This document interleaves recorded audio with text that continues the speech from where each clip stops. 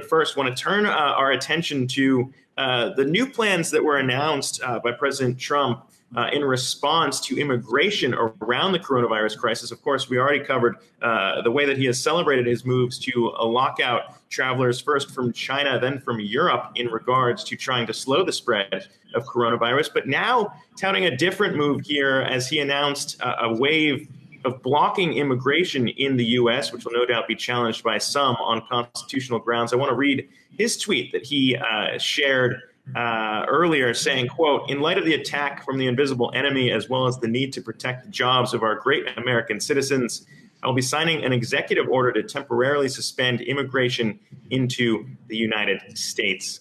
For more on the thinking around this and what the economic implications of a plan like that might be, I want to bring on our next guest, President Obama's former Council of Economic Advisors chair, as well as Harvard professor of economics, Jason Furman, joins us again.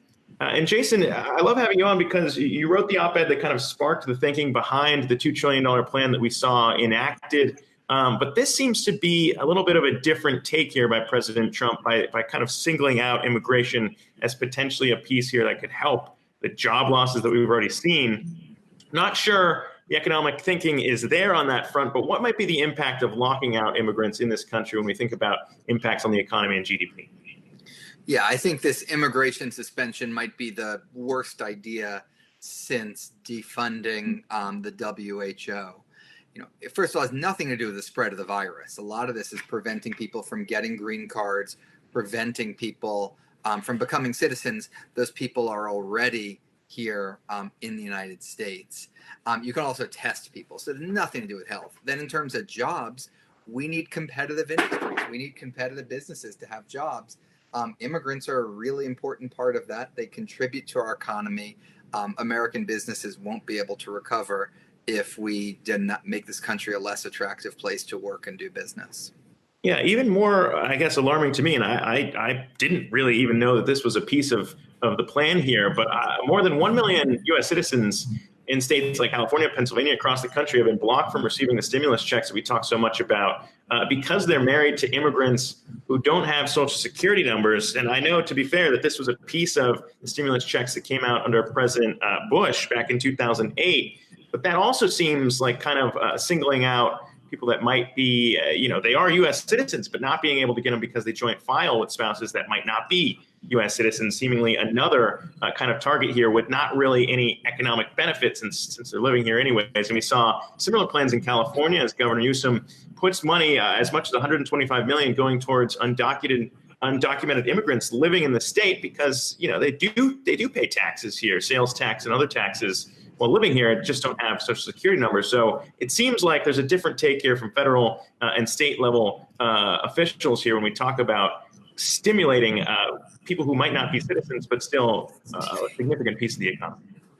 Yeah, no, I think the sort of using this as a mean-spirited agenda against immigrants mean you get less money out, means you restart fewer jobs, and we have to care about where the economy is a couple of years from now. One of the big challenges Japan has had in its economy is it doesn't have the number of immigrants. In the United States, without immigrants, our workforce would shrink, not grow. That's not going to help us, for example, repay all of the debt we're incurring right now. Yeah, let's turn to the debt that we're incurring right now because it seemingly grows with each new wave of stimulus coming out of D.C. No doubt needed, though, when we think about the historic and unprecedented surge in jobless claims that we continue to see week after week. We just got the update out of D.C. that it seems like Republicans and Democrats have agreed to as much as $300 billion to be funneled into the Paycheck Protection Program, something that you advocated for in terms of supporting small businesses. We're also going to see potentially $100 billion for hospitals and expanding testing across the country. But what is interesting is that we haven't necessarily heard any details around increasing to state funding. We've already covered a lot of the shortfalls that are going to be hitting these states, not necessarily tied directly to the costs of testing and all of that. That is one thing that was addressed in the $2 trillion stimulus plan, but also just the drop in tax revenues across a lot of these states. Some governors saying that they're going to be facing multi-billion-dollar shortfalls this fiscal year. So you highlighted that as an issue last time you were on the show. It sounds like the White House and officials are not heeding your warnings that you want to prevent the same thing that you saw back in 2009 when you were working with President Obama, that states being caught here are going to have to cut spending as you move forward, and that's going to stunt the recovery efforts, no? Absolutely. The biggest omission in the federal response so far is assistance to states and assistance to localities. The basic economic logic of all of the efforts being made so far is the one entity in the economy that can borrow and borrow at low rates in an unlimited fashion is the federal government. They are borrowing on behalf of households, they're borrowing on behalf of small businesses, they're borrowing on behalf of large businesses.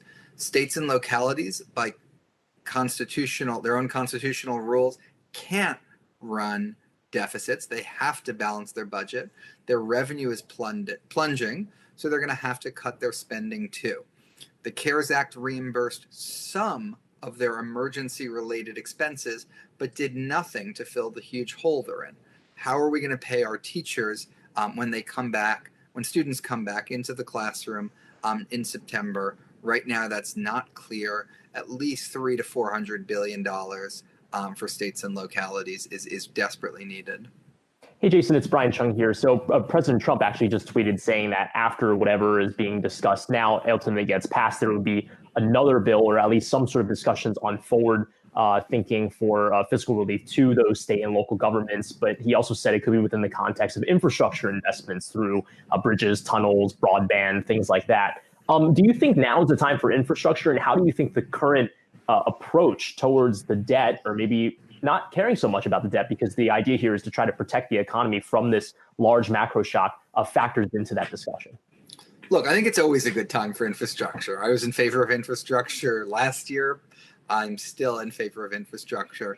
I think we shouldn't confuse it with a response to the crisis. It is what we need for our country to grow over the next 5 years. The highway program expires on September 30th. Congress should do a 5-year reauthorization. They should put more money into it. And ideally, to your point on debt, I would love to see them pay for that. The way it traditionally has been paid for is the gas tax. That dropped off the political agenda, has not happened since 1993. With the price of gasoline where it is right now, a gasoline tax that goes into effect a year or two from now to pay for that infrastructure, I think would be really, really good economic policy. I just don't know if that's where Congress is right now.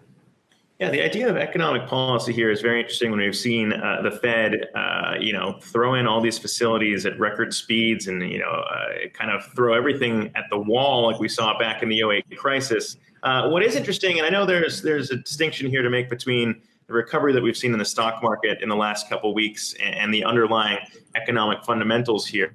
But there have been a lot more people pointing out that there aren't a lot of Americans that hold stocks, and the thinking that a lot of this is starting to benefit America's rich classes here, maybe at the detriment of those who are still waiting on certain checks to make ends meet and things like that. When we get out of this, income inequality was already a big issue. Wealth inequality was already a big issue before all of this. Do you think that a lot of the measures being taken right now, if not carefully constructed, might actually exacerbate that on the other side? Look, I think everything the Fed is doing is good. I don't think you want to look at that through a prism of inequality. If credit markets freeze up, businesses can't borrow, that would cost a lot of jobs. Working people would bear a lot of the brunt of that.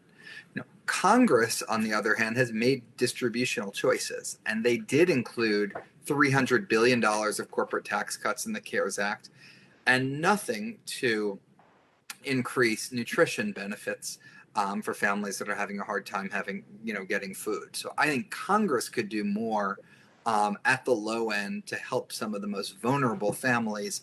But the Fed, those are lending programs. They're not grants, and they're lending programs that benefit all of us. So I'd sort of not be inclined to pick on them.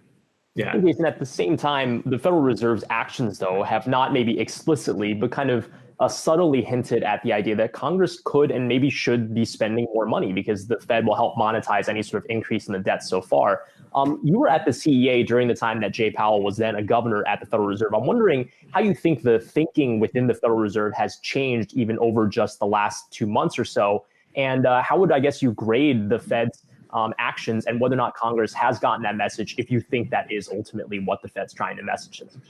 Yeah, I think the Fed has done an outstanding job, and they've acted quickly. They've acted at a very large scale. They've used, almost all of the tools they already had and invented some new ones.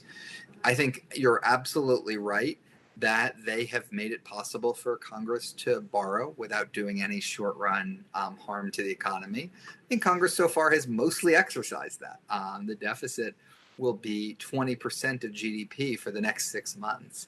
That is a World War II level deficit. It's fully appropriate for what we're going through right now, but I don't think they've been shy. I think the issue is to make sure Congress stays at it. If next year the unemployment rate is still 9%, even after a vaccine has come, we're going to need more fiscal measures, make sure that they don't tire of it prematurely and they continue as appropriate, and the Fed is making that easier.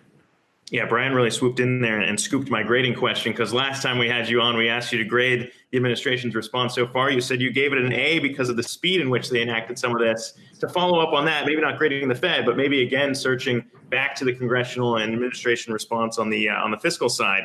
Is it still an A off of this? If you change your grade, I can't pass up an opportunity as the former head of the economics department that got me my degree to ask you to grade here. So at Harvard this semester, we've adopted a new grading system. And the two grades students can get are emergency satisfactory and unsatisfactory.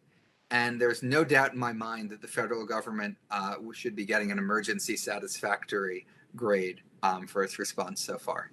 All right, so they're not failing yet. We'll have to follow up and see if that grade changes moving forward. But for now, Jason Furman, thank you so much for joining us. Appreciate it. Thanks for having me. Hey investors, Zack Guzman here. Are you interested in learning more about the markets and getting the latest financial news? Well, then click right here to subscribe to our Yahoo Finance YouTube channel.